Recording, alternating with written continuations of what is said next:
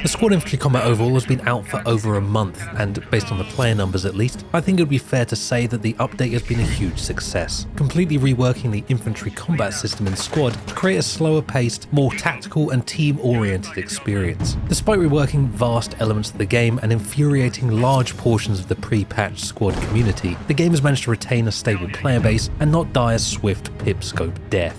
And with the Turkish land forces soon to be introduced, squad shows no signs of slowing down. However, now that the dust has settled and regular players have become more accustomed to ICO life, there is beginning to emerge some glaring pitfalls in current squad mechanics that may have worked in the old squad but now don't seem to really fit with the ICO agenda, and could do with further reworks to bring the full infantry system up to the new squad standards. And I'm about to tell you what those pitfalls are, and also provide solutions on how to fix them, largely drawing inspiration from systems in my favourite game Project Reality as comparison points to Squad's current mechanics, much like the devs themselves did with the original ICO dream. I would also like to remind everyone before we get started that my proposed further changes are to create a more cohesive squad that further adheres to the ICO goals of making a slower paced game with more tactics and teamwork that dissuades solo run and gun play. But before that, a quick word from this video's sponsor, Enlisted. Enlisted is a PvP/PvE first-person shooter combo where you build a squad of customizable AI soldiers and go to war in massive multiplayer battles across multiple campaigns, each featuring their own unique weapons, vehicles and equipment, offering a completely new experience every time. And with over 100 weapons, tanks and aircraft, a very short time to kill, and unique customizable soldier classes, Enlisted offers up a massively multiplayer hardcore war experience you might just confuse for the real thing. Like me, you'll particularly enjoy Enlisted's dedication to crafting a target-rich environment for you to let loose on with whatever squad concoction you dreamt up the night before. Play Enlisted now for free on PC, Xbox Series X and S, and PlayStation 5. Register using my link for a free bonus pack which includes multiple weapons, soldiers, and premium account. Thanks Enlisted for sponsoring this video. Back to the content. Let's start with Squad's first major issue in the current ICO build, the healing and revive system. Get up, Axe! I need you! In Squad, if you get shot and survive, applying a patch will keep you alive indefinitely until you're shot again. It doesn't matter if your health bar is the size of my schlong or the size of yours. A single patch is all you need. A patch can also be applied to a fellow teammate of any health bar dong size to keep them fighting. Any player in the game can even use a patch to revive a downed teammate. That's a player with a health bar micro wiener. Meaning all players can perform the basic role of the Project Reality medic. On the surface, you might think this aids team play. And you'd be wrong. In Project Reality, being shot has huge consequences. Not only is it an unwritten rule that dying in the game requires you to die in real life, which helps to explain Project Reality's shrinking player count, but in PR, even after a single bullet wound from some random loser in the middle of nowhere, a single patch will not stop the bleeding. Instead, a patch in PR, of which you only get one on most kits, will only prolong your miserable life by a few more minutes, and it's usually used as a way of increasing your chances of making it to a medic before bleeding out. And it's a medic that you'll need to reach, because this is the only class in the game that can revive other players.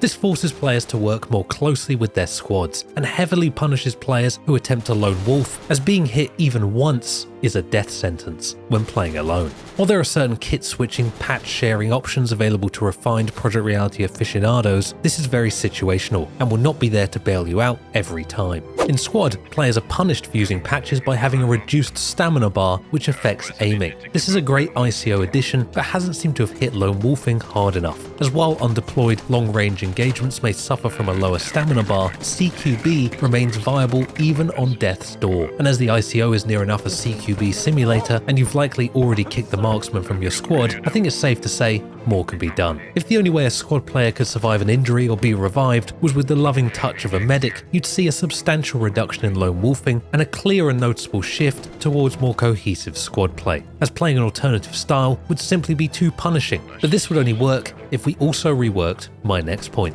the very unpunishing squad spawn system. In Squad, rally points and habs are the two main spawn points you'll be utilising. And while the Hab feels fairly balanced, it being relatively difficult to establish and maintain, and a team being punished for losing the radio attached to one, the squad leader deployable rally point feels entirely unbalanced. The squad leader only requires a single other squad mate to deploy a rally point. All it costs is 50 ammo to rearm, losing the rally point costs the team nothing, and the rally point can be deployed anywhere as long as you're not within 50 meters of an enemy, lasts forever, and is only destroyed if an enemy comes within 30 meters. For any non-metric enjoyers, that's the distance of just one fully erect slorg's health bar. The rally point also employs a wave spawn system with a minimum spawn time of 20 seconds. This is problematic for many reasons, but first and foremost because of how heavily this promotes lone wolfing and dissuades team play. In Project Reality, a rally point does not act as your own personal unrestricted get out of jail free card, and instead is more of a one-time only last resort Hail Mary. It has just a 60-second lifespan unless placed within 2 grids of a friendly fob, requires 2 squad members to place, and is destroyed if an enemy walks within 125 meters of it on most maps.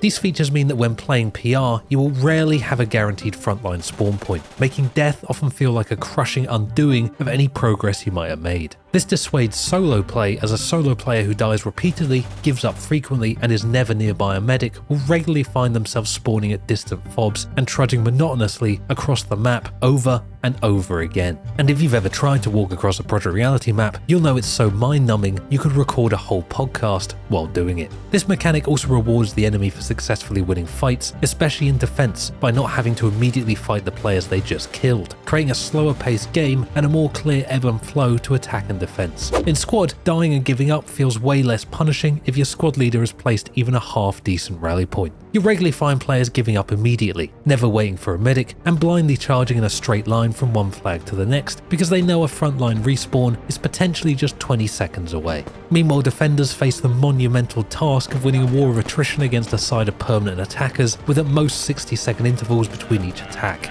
And with both sides doing the same thing, this regularly leads to the double neutral flag state I've come to call the squad classic, where a single defending squad on either team has no hope against the constant zombie-like wave spawning onslaught of 3 rally-pointed attack squads on the flag that you can't stop without giving up your defensive position and moving within 30 meters of a rally to destroy it. Wave spawning soldiers that don't care about dying because of how close their permanent spawn point is feels neither tactical nor particularly team-oriented, where a defense becomes not something you can hold, but simply something to slow down the enemy team long enough for your team to successfully complete their zombie wave spawn attacks. With some tweaks to rally points, at the very least reintroducing a limited number of spawns or a rally point time limit, this could greatly elevate squad's ICO potential.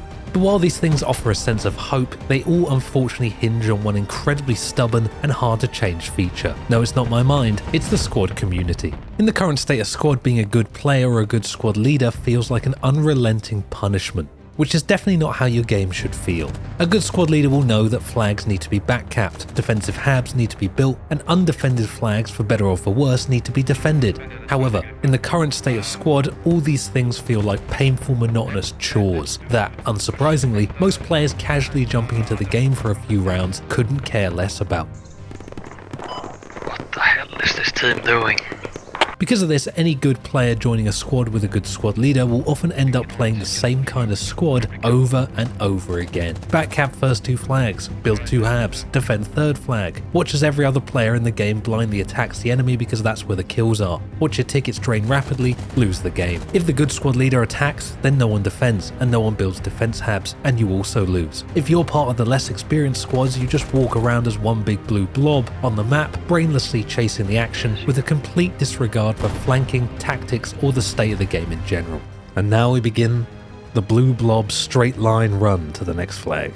Whichever way you play it, either style of gameplay ultimately feels boring and unfulfilling, and is a far cry from the squad I played multiple times during the playtests for this update. But can this be fixed? In an attempt not to be a complete negative Nancy, I will instead harness the power of copium and say, yes! At its core, I think this issue comes down to a mismatch between what's required to win a game and what players actually want to do. If more game mechanics that help win the game were also enjoyable to be a part of, you might see a game-wide shift to actually doing them. Honestly, I think things like backcapping or building defense halves should be quicker. Maybe halves built within a radius of your first 2 flags that are also constructed within the first 10 minutes of the game should build twice as fast, or take less build to make, or not require a logi, or something to entice a player who's joined the game for kills to at least consider building one. I feel logistics in general in this game are way too complicated for the player base they're tailored for, and even simple tasks like maintaining ammo supplies on a forward spawn point requires too much coordination for a team of randoms. Sandbags, 1, 2, 3. Wow. Don't know what that is. What's your night vision look like? How far are you on building yours? Oh my god, here we go. Simplifying the aspects of the game that feel like chores may help increase game quality round to round and avoid the game being decided based on how stacked your team is. What are these teams, man? I've just accidentally stumbled in on a clan match. Like, what? What's going on? So there you have it, squad devs and community members alike. There's the unsolicited advice no one asked for that I'm handing out free of charge on how to further develop the ICO experience and lock in squad as the Project Reality 2 we all know it has the potential to be. People in the comments, as always, I await your sadistic and twisted views on the topic, and I can't wait to hear about how my less than 2,000 hours in the game prohibits me from having an opinion on the matter. Thanks again to Enlisted for sponsoring this video. Play the massive World War II shooter for free on PC, Xbox and PlayStation right now. Remember to register using my link in the description or pinned comment for a free bonus pack which includes multiple weapons, soldiers and premium account. Other than that, all the best and I hope to see you in the next one. If you think it's better that way. Whoa! Squad driving mechanics never gets old.